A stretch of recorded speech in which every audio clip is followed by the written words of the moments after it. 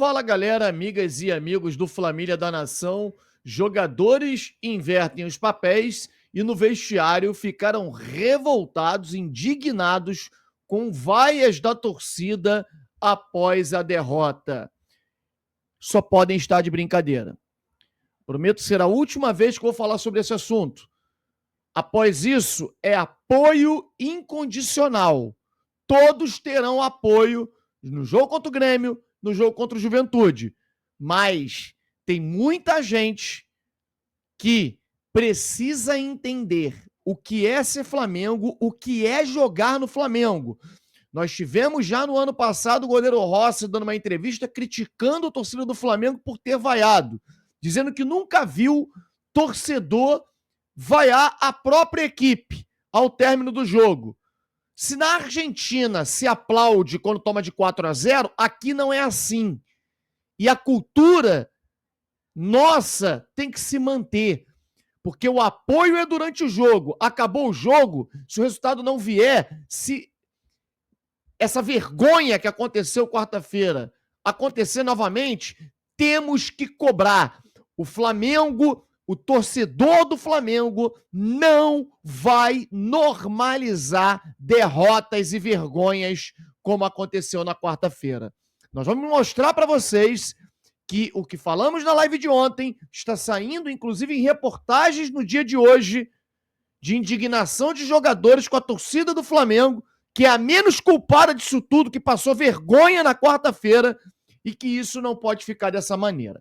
Tudo isso e muito mais vocês vão ver agora aqui no nosso canal Família da Nação. Eu vou pedir a vocês para que deixem o like. Isso tem que ter um alcance grande, hein?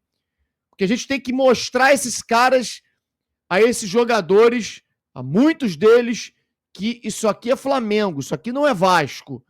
E que aqui a gente apoia, tem todo um glamour de jogar no Flamengo, mas se perder, existe cobrança. E só existe uma maneira de ter alcance um vídeo como esse. Você metendo o dedo no like, comentando, fazendo o seu protesto. Então deixe o seu like, clique no botão vermelho, escrito inscreva-se. Inscreva-se no nosso canal, acione o sininho da notificação. Afinal de contas, você gosta de informação do Mengão em primeira mão? Então brota, brota, brota. Aqui pro Família da Nação. O drone vai subir, a vinheta vai rodar. Após a vinheta, um show de notícias e informações do nosso Flamengo para você.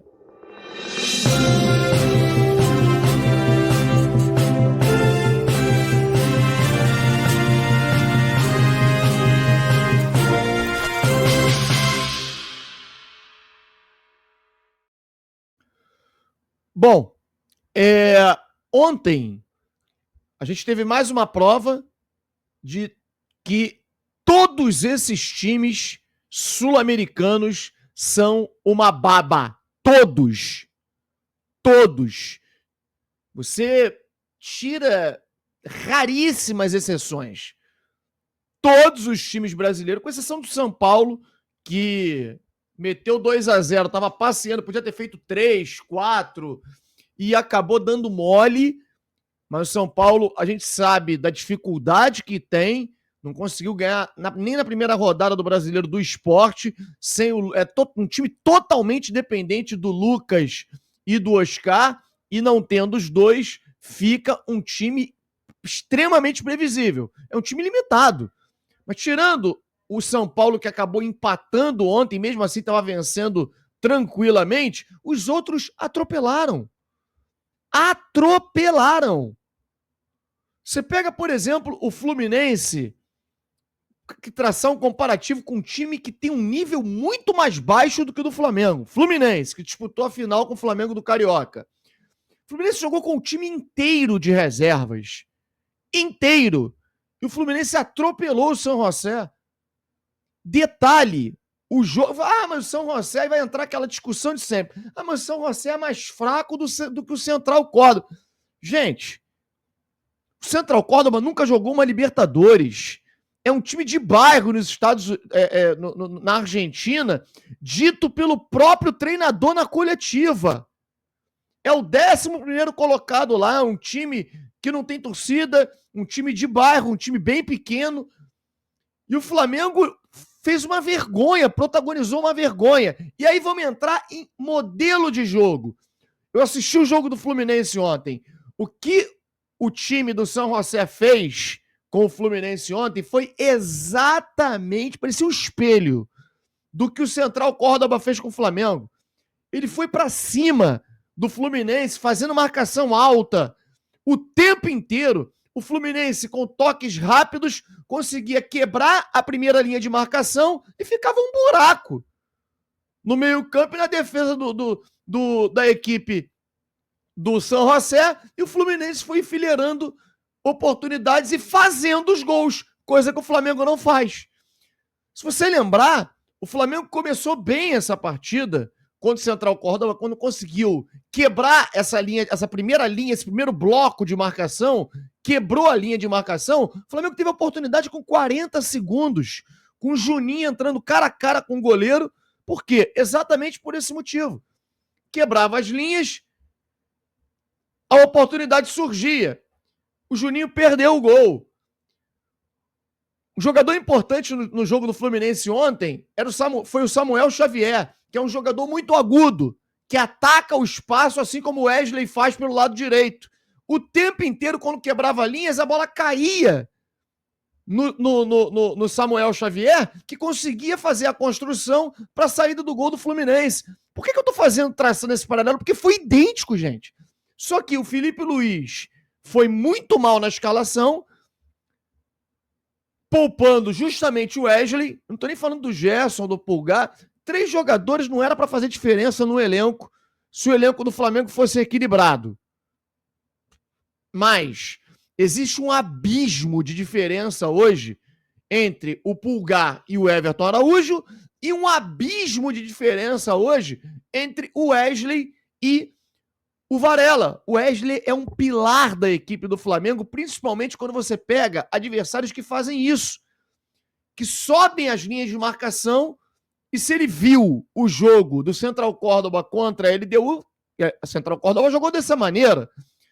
Meu amigo, o Wesley tinha um buraco no lado direito do Flamengo, só que o Varela não vai.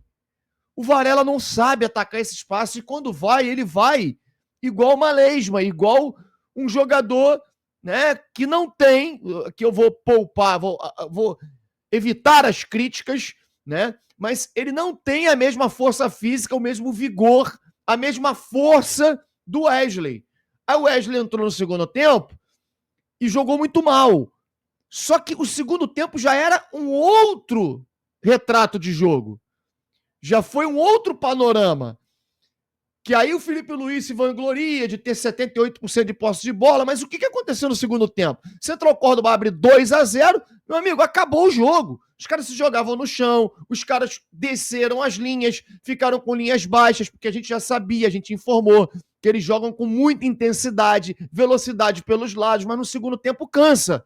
Então eles iriam cansar. Aí desceram as linhas. Aí o espaço que tinha no primeiro tempo para poder o Wesley atacar esse espaço, né? E o Flamengo conseguir a vitória, no segundo tempo não teve. Partiu pro desespero, chuveirinho, troca de passes completamente sem nenhuma efetividade. Enfim, o Flamengo protagonizou uma das maiores vergonhas do Maracanã, né? O Flamengo todo ano tem uma. Espero que esse ano tenha sido essa, que não tenha mais nenhuma. E foi vergonha mesmo. E muito me surpreende a gente ler esse tipo de matéria que a gente já sabia e falamos na live de ontem, quem estava acompanhando sabe, que a gente falou, jogadores ficaram indignados no vestiário pela vaia dos torcedores. O Gerson, na coletiva ali na beira do campo, ele vai e faz uma resposta mal criada, né, pro repórter da Globo, dizendo, você tá falando isso porque a gente perdeu, né? Engraçado, né? Tu acha que eu joguei tão mal assim? Quer dizer, eles não aceitam críticas, mas na hora de pedir aumento, aí aparece o pai, o tio, o avô, o empresário, o amigo, para poder pedir extensão de contrato, aumento. É uma maravilha. Quem é o responsável por isso? Foi a diretoria do Flamengo, que fez uma série de concessões no início do ano. Liberou o Fabrício Bruno por um valor bem inferior ao que ele tinha recebido no meio do ano e não quis ir, a um valor inferior ao Rennes da França, que no mesmo momento que o Cruzeiro fez, o Rennes também fez, e o Flamengo, o Rennes eu não quero, o Cruzeiro eu quero. O Flamengo tinha que dizer o seguinte: tu não quer ir pra lá? Então pra lá também não vou te liberar. Não vou.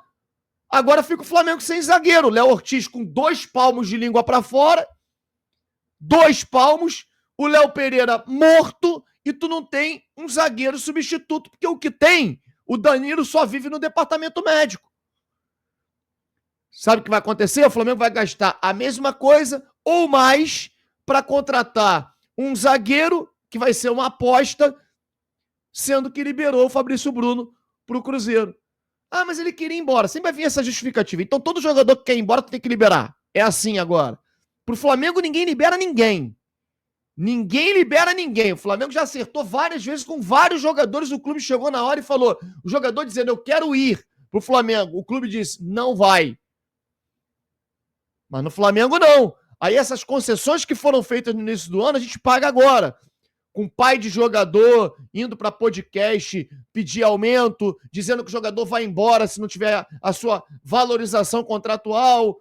Aí vem o empresário do Arrascaeta querer renovação contratual, contrato vitalício. Contrato vitalício é o cacete, tem que jogar, rapaz. Contrato vitalício, qual é a razão para isso? Contrato vitalício?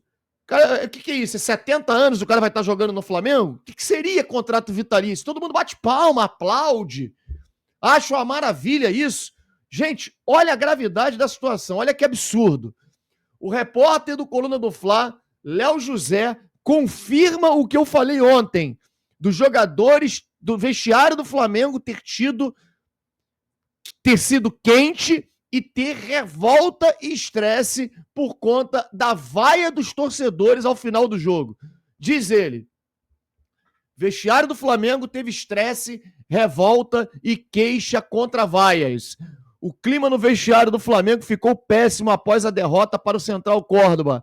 Apurei que grande parte dos jogadores desceu com os nervos à flor da pele para o vestiário. Ainda na saída do gramado, o De La Cruz seria o último dos atletas a dar entrevista para uma das emissoras à beira do campo, atrás do Gerson e Pedro.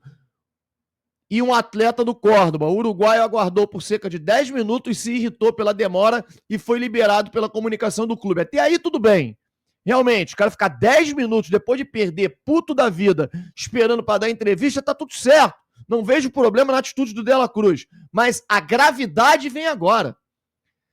Dentro do vestiário, o clima era de pouca conversa, com reclamações, tapa nos armários e muita indignação. Neste cenário, o técnico Felipe Luiz chegou a puxar um rápido discurso com algumas frases de Gerson no final. O Wesley, inclusive, externou raiva nas redes sociais ao discutir com o torcedor. Aliás, agora que vem a gravidade, que foi o que eu falei na live de ontem. Também apurei que alguns jogadores estavam indignados com a forma que a torcida do Flamengo agiu no Maracanã. Quer dizer, a culpa é da torcida. Um dos atletas relacionados disse a mim, diz o caso, esse repórter, o Léo, que é um cara muito bem informado, diga-se de passagem, né? Ele que é o Léo José do Coluna do Fla. Um dos jogadores disse a ele o seguinte: fomos campeões 2 vezes nesse ano e a galera vaia no primeiro jogo em casa pela Libertadores. É muito errado isso. A gente tentou né? E aí um palavrão. Gente, olha, meu amigo, esse jogador que falou pro Léo José, que eu não sei quem é, entenda uma coisa, vocês não ganharam nada. O que o Flamengo ganhou foi o tal torneio de pré-temporada que o José Boto falou lá nos Estados Unidos, que o Felipe Luiz falou durante todas as coletivas, que o Campeonato Carioca era uma pré-temporada. Não entra nessa de que a torcida não vai cobrar performance ao longo do ano, porque a torcida quer um campeonato importante, Campeonato Brasileiro ou a Copa Libertadores. Um erro absurdo para mim. Todo mundo está culpando o Felipe Luiz. Tem a sua grande parcela de culpa. mas o principal responsável foi a diretoria do Flamengo por externar claramente, inclusive em entrevistas, inclusive está no ar aí, entrevista para a própria Flamengo TV, está nas nossas redes sociais, o BAP dizendo a prioridade é o Campeonato Brasileiro. No momento que você fala isso, você chega para os jogadores e fala, ó, essa competição aqui é menos importante. A Libertadores nunca pode ser menos importante do que o Campeonato Brasileiro. Tem que se colocar as duas competições em pé de igualdade. No mínimo, você pode dizer que a Copa do Brasil é menos importante do que as outras duas. A torcida do Flamengo não vai aceitar esse tipo de coisa. A torcida do Flamengo não vai aceitar esse tipo de postura de um time chegar, um time pequeno, um time de bairro, um time que nunca jogou Libertadores, chegar no Maracanã, se impor da maneira que se impôs, ganhar todas as divididas e ganhar do Flamengo, principalmente da maneira que foi. A partir de agora, o apoio vai ser incondicional, mas após o jogo, tem que ter sim cobrança e que esses caras aprendam que estão jogando no Flamengo, não estão jogando em clube argentino que aplaude derrota, que canta com o time perdendo de 4. Não estão. Não vamos normalizar derrotas aqui no Flamengo. Um grande abraço a todos vocês. Não esqueçam de deixar o like e inscrever-se no nosso canal Família da Nação. Fiquem com Deus. Ótima sexta-feira.